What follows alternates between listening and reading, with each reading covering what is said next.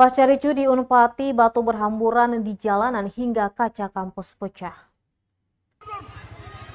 Batu berhamburan di jalanan depan Fakultas Ekonomi Universitas Patimura, Ambon, usai bentrok mahasiswa pada Kamis 16 Juni 2022 siang. Kaca sejumlah ruangan belajar juga pecah, termasuk dinding bangunan dari bahan metal penyok terkena lemparan batu. Namun hingga kini belum diketahui pasti dampak kerusakan kejadian itu. Saat ini kondisi kampus sudah mulai kondusif setelah aparat kepolisian, petugas keamanan kampus serta dosen berhasil melerai bentrokan. Massa mahasiswa sudah mundur namun hingga kini masih tampak konsentrasi massa.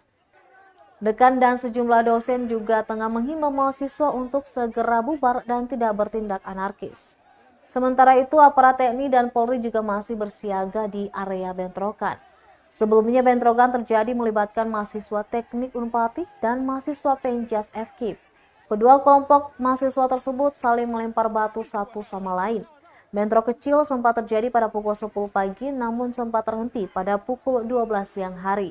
Selanjutnya pada pukul 1 siang waktu Indonesia Timur, jumlah kedua kelompok mahasiswa tersebut semakin bertambah. Terdapat batu-batu yang dikumpulkan pada setiap sudut tembok kampus. Beberapa mahasiswa pun tampak terkena lemparan batu hingga harus dilarikan ke rumah sakit.